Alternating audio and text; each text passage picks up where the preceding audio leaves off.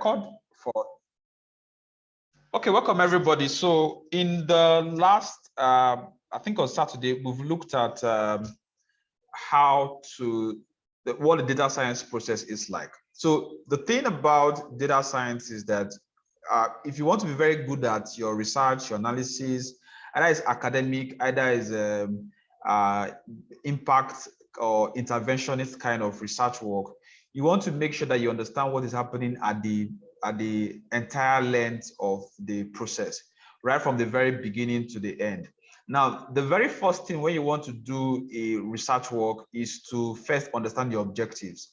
So it's the objectives that tell the kind of data you need to go out and get, right? So once you've decided your objective, you've laid out what your objectives are, the next thing you want to do is to now start asking yourself, what type of data are you going to be needing?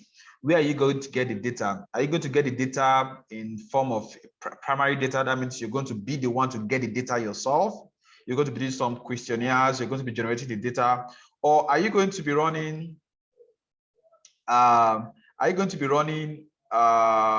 secondary kind of data where you wouldn't need to be getting the data yourself, rather you are going to be getting it from an already existing data. So getting data that is already existing is a little bit easier. That's why we choose the path of we trying to generate our own data. And one of the very formidable ways you could generate your data is when you do questionnaire design, or when you lay out some kind of parameters and go out there to get the data for those particular parameters. So that's what brought us to questionnaire design.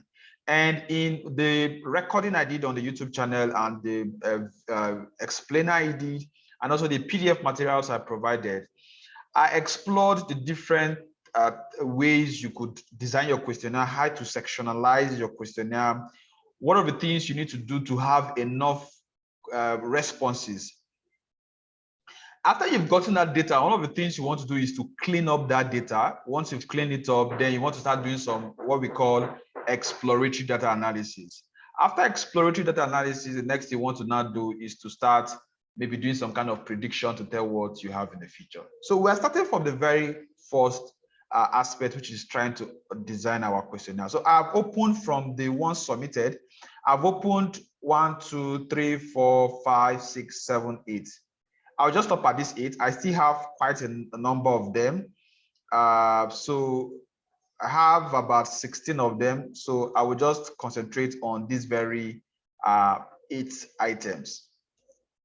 So I will examine each of the questionnaire and tell you what is wrong about it, what was done rightly, and how you can improve it to make sure that it is optimal and to standard. So let me start from the very first one I have here. The topic is attitude of, let me zoom this out, attitude of undergraduates towards premarital screening. Attitude of undergraduates towards premarital screening. Everybody that have done this particular task, I'm going to give you an additional task because once I do the correction, I expect you to go back and make the adjustment. You're not going to now be submitting it to me. You're not going to be using Kobo Toolbox, or you're going to be using Google Form to translate this questionnaire into your stuff. Then within the next 1-2 weeks, you're going to send this out. Then you're going to now start using any of the tools I have mentioned. Either you're going to be using SPSS, either you're going to be using Anaconda Python, either you're going to be using Power BI, or you're going to be using Stata, or you're going to be using R in RStudio, or whether you're going to be using Tableau, or whether you're going to be using Google Forms to do your basic analysis, or whether you're going to be using Kobo Toolbox, very, very powerful tool. I love that. I love this tool a lot. Or you're going to be using Colab. Colab can help you do some form of analysis, right? Especially if you are coding in Python. You can create a new notebook and do some basic mathematics, import some Excel sheet and start doing analysis. I'm going to get you started on all of these tools. Then, or Jamovi. Jamovi is an open source tool, very, very handy. You can even do analysis on the cloud, right? Let me go, product cloud. So you could download the desktop version or even do your analysis on the cloud. So you could just say, there's a guest plan, 45 minutes, can last for 45 minutes, or there's a priority paid plan. So you can just go for the free plan and click on start, and an instance of Jamovi is presented to you, and you can use it to enter your data. So the very first thing we want to do is to review our questionnaires, adapt them.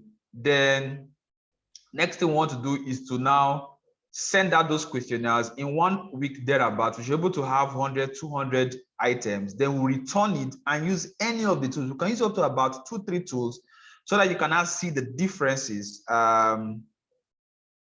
What is that? You can also see, okay, I think let me just refresh this.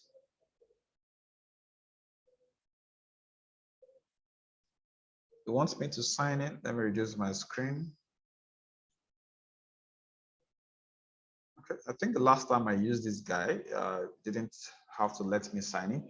So you could sign in and you have the environment. Okay, let me see if I can sign in.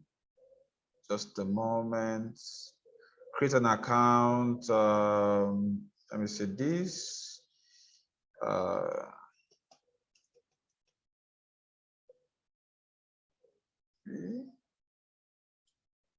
Save. Send verification. Okay, I'll verify this later on. So it will present to you a very nice environment, and you can actually do all of your stuff in the cloud, right? So these are some of the tools. But we need to actually review these questionnaires. So it's when we review these questionnaires, then we can now input it into the software. I'll tell you how to put that into the software. Then you can now start rolling your analysis, doing your pie chart and your bar chart, do the analysis for it, and now make inference. Okay, this person is trying to say, I want to check the attitude of undergraduates towards premarital screening. So please tick as appropriate. So sex, is it male or female? Age, 16 to 20, 20 to 21. So the question, this is more or less like a comment. Is not a question. So you're not putting it as a question. So you need to, and you did not put an intro about the entire questionnaire. So you need to tell us, okay, I am running I am this. I'm running a study on this. This is going to help this. I'll need your candid response so that it could help to do this, right? Kindly provide 5 minutes of your time to help us achieve this particular result. We will be happy, we'll be glad, blah, blah, blah, right? You have that kind of initial draft. So that gives the person some sense of urgency. It gives the person some sense of a need to actually help you fill the form. Remember, that's what's going to help you have enough responses to your form or questionnaire. So what's your sex? You might not use sex. You can say, what's your gender? Then male, female. Age, what's your age? 16. So I love the fact that it is sectionalized. So this section 1, that's the good thing about this question. Now, this section 1, this section 2, section 3, awesome, right? So 16 to 20, 21 to 50, 26 to 30. So are you saying that there are no undergraduates that are not more than 31 years old?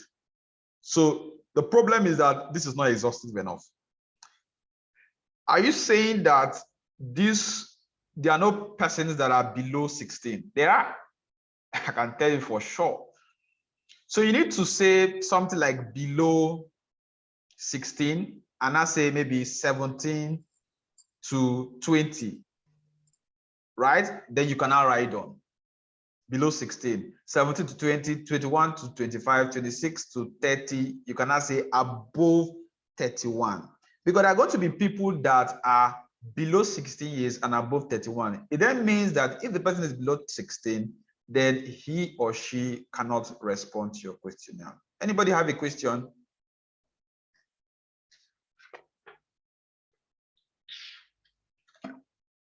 You have a question? Hello, I have a question. Yes, please ask. Okay, sorry, somebody said I cannot hear.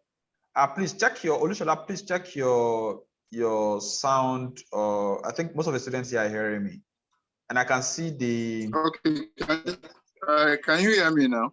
Yes, right on, right on. Can you hear me? I can hear okay, you. my question is the age. Do you put it, what is your age, or you just put age?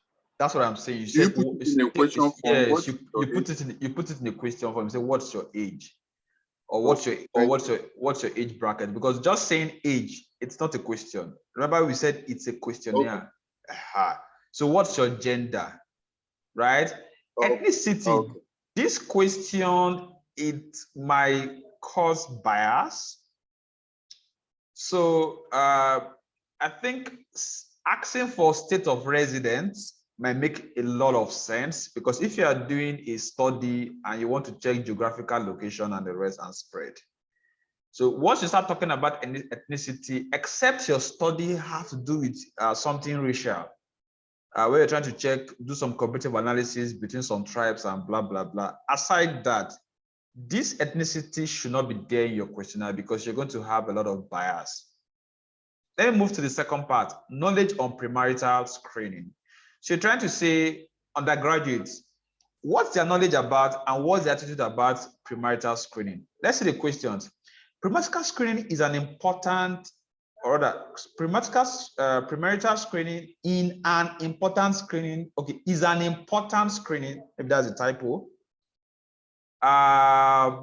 before getting married. True or false? Now, I have a problem with this question because it's suggestive.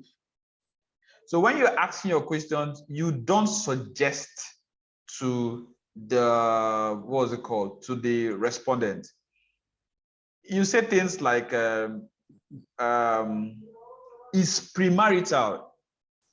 Here, you're already stating a statement, or you're making a statement. It's not a question. You are saying that is an important screening before getting married. You're not asking to confirm whether it's true or false. Are you there? So, but what you should be doing is that you should be asking it in form of a question. Is premarital screening an important screening before getting married? Then you have true, you have false. You can have a third one for balance. Now, premarital screening helps adverse negative consequences. Okay, maybe have, right, adverse negative consequences in the future. True, false, then you have a balance. Couples who undergo premarital screening are able to make good choices. True, false. So this is okay. Then section 3, attitude of undergraduate towards premarital screening. Tick as appropriate, agree, strongly agree, disagree, strongly disagree. So this is what we call the Likert scale. So let me talk a little bit about Likert scale, right? Now, Likert scale gives you opportunity to be able to scale the responses that people will likely have. So there are several types of Likert scale that you can use. Everybody, can you see my screen? Yes, sir. Yes, you can. Good. So 7-point scale. So what is that question? The question is premarital screening. So if you're using strongly agree, so you see there's an issue with this particular scale. You see, agree, strongly agree, disagree. The idea is that you must have the negative to the left and the positive to the right, or you have the positive to the right and you have the negative to the left. There are two schools of thought, and you have a kind of a balance, or a how do I call it, a neutral in between. Who's getting my point? Yes, I'm getting your point.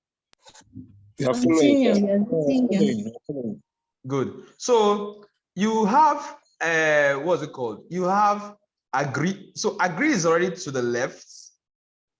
Strongly agree, no. So if you want to use strongly agree as your marks to the left, if you want to put negative, positive to the left, so this strongly agree should be by this end. Agree should be here.